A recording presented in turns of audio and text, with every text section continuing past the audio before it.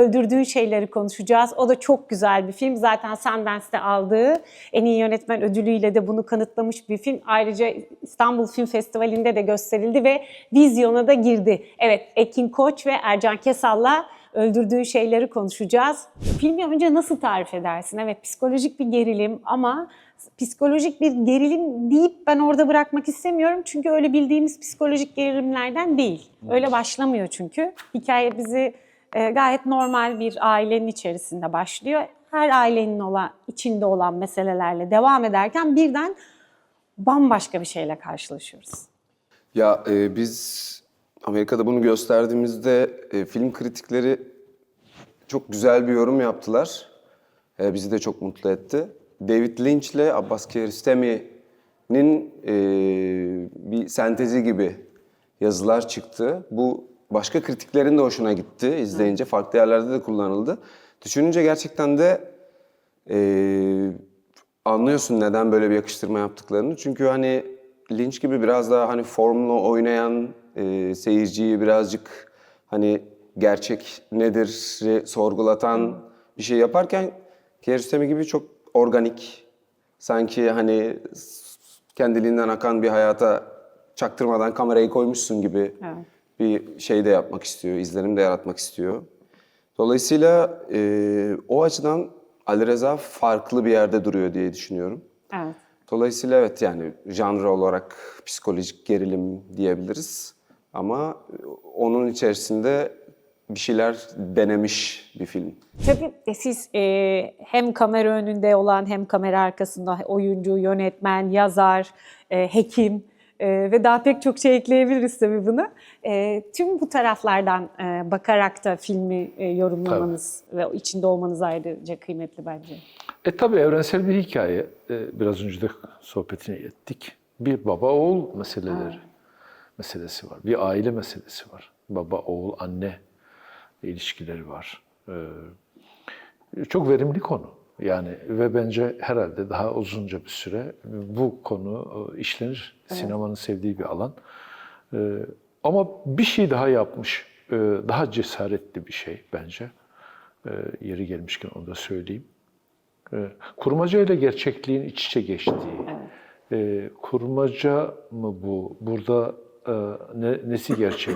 Ben şimdi kendime nasıl bir vizyon ya da nasıl bir zaviyeden bakmalıyım dedirten şeyler var. Bu esasında sinemaya çok yakışan bir şey. Çünkü sonuçta yaptığımız şey gerçekliği yeniden icat etmek diye tarif ediyorum ben onu. Bir gerçeklik var. Biz bunu sinemayla yeniden icat ediyoruz. Aslında bu gerçekliğin yerine başka bir gerçeklik, bizim gerçekliğimizi koyuyoruz ortaya ve seyirciyi bu evrene inandırıyoruz. Evet. Madem bu evrene inanıyorsa bu kurmaca onun etrafını saran gerçeklikten daha gerçek diyebiliriz. Evet. O yüzden öyle mi, böyle mi, peki o kimdi, peki şimdi çıktı geldi mi falan gibi sorular bu şeyin içerisinde eriyip gidiyor, kayboluyor doğrusu. Neyle karşılaşacağımızı bilmiyoruz. Bir de bir dakika şimdi gerçek mi değil mi çok soruyla da ayrılıyoruz. Yani tüm bunları, yani sen tabii yapımcı tarafında da olduğun için tüm bunları kurgularken de hani böyle bir sonuç bekliyor muydunuz? Hani seyirciyi çünkü çok içine alıp gerçekle şey arasında da bırakıyor. Ya, Ali Reza hani hem yazar hem yönetmen. Evet. Dolayısıyla hani Ercan abi daha rahat onunla empati kuracaktır. Bu gibi twistleri, seyirciyi birazcık ters köşede bıraktıran şeyleri ve soru sormaya iten şeyleri kasti, özellikle gerçekten ince ince işleyerek bu hikayeyi örmüş Ali Reza. Dolayısıyla zaten Ali Reza bu filmin sonunda, filmi izleyip bitiren insanların biz ne izledik, şu neydi, burada ne oldu, bir filme tekrar başına dönüp kendi kafasında da tekrar her şeyi bir daha döndürmek istemesini arzulamış seyircilerden. Dolayısıyla çok incelikli bir senaryo çalışması var. Yani hiçbir rastgeleliğe aslında yer yok yani senaryo bazında düşününce. Çok profesyonel bir ekiple çalıştık. Yani kameramanından makyajına kadar çok iyi bir ekiple çalıştık. Kurguda Selda'nın gayretini ve Selda'nın farklılığını mutlaka Selda vurgulamak Taşkın. lazım. Çok bence masada yeniden yaratılıyor film. Film o yüzden iki kere mi çekiliyor? Hani biz Evet, röportajı tabii. yazarken yani Güzel, doğru iki bir kere değiş bence. Tabii. bir röportajı yaparken yaparsınız, bir de yazarken bir röportaj daha yaparsınız. Bu da öyle. Senaryo yazıp sete çıktığınızda sizi bekleyen sürprizleri bilemezsiniz. Evet. O yüzden razı olursunuz ve elinizdeki malzemeyle masaya oturursunuz. Orada da ikinci bir razı oluş ya da seçim başlar. Doğru.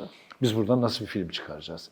Çünkü sonuçta belki de 130-140 saat çektiğiniz şeyden 1,5 saatlik, 2 saatlik bir film çıkartacaksınız. Bu yüzden çok kıymetli. Ben bir şey söylemek isterim. Belki bunu daha sonra da birkaç kez tekrarlamak durumunda kalacağız. Esasında hepimiz yaptığımız her işe kendimizde mutlaka bir şeyler katarız. İster istemez. Sirayet eder bu. Yani Ali Rıza Hatami'nin filmindeki ana karakterin, Ekin'in oynadığı karakterin adının Ali olması gibi bir şeydir bu aslında. Diğerinde Rıza Ya da olması. diğerinde Rıza olması gibidir.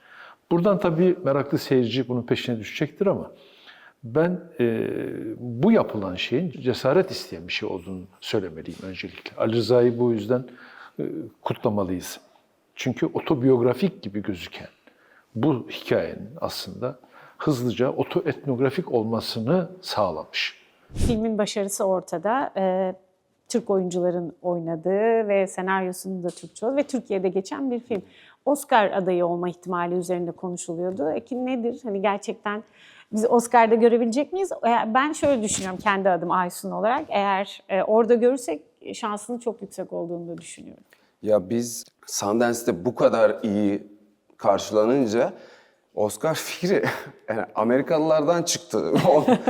Onlar o kadar yazdı ki hani ve çeşitli hani yazılarda, çeşitli kategorilerde bizim filmi hep çok öne çıkarttılar. Ve biz de gerçekten hani o çok uzakta olan hayal acaba mı ya da neden olmasın? Evet yani mümkün. Çünkü Sundance Oscar'a bir haberci niteliğinde de görülüyor. Özellikle Amerikan piyasasında da öyle. Şimdi biz filmimizin Amerika'da bir başarı kazanmış olması, uluslararası bir veçesinin olması yani çok elverişli görünüyor her şey. Tabii önce bir Oscar adaylığı Tabii. süreci var. Ondan sonra adaylık var.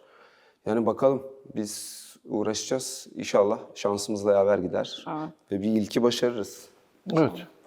Ama aday olabilecek bir film.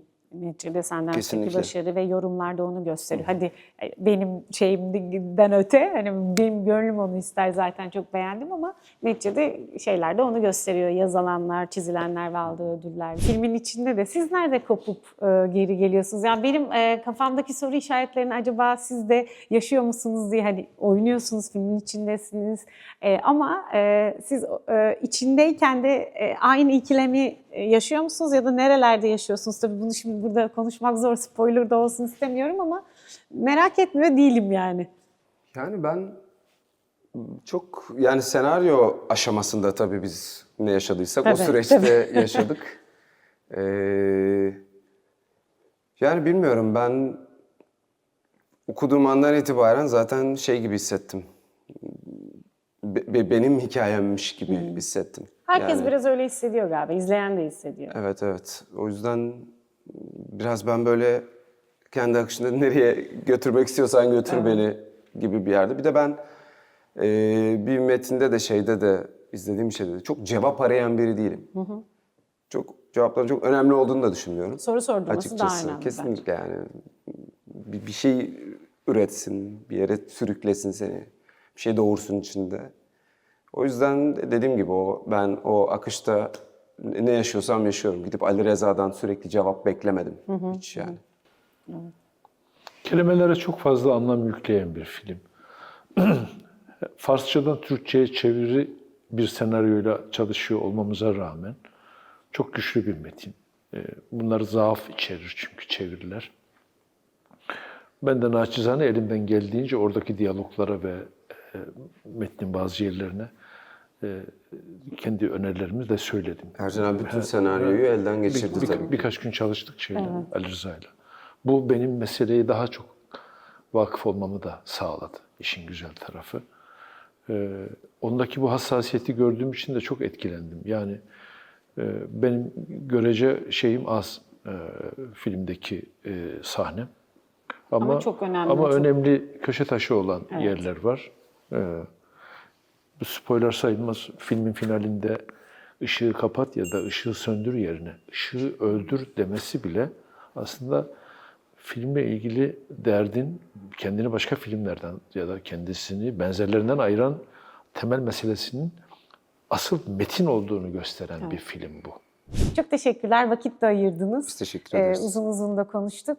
Başka projelerde, başka filmlerde görüşmek üzere. Sağ olun, görüşmek üzere.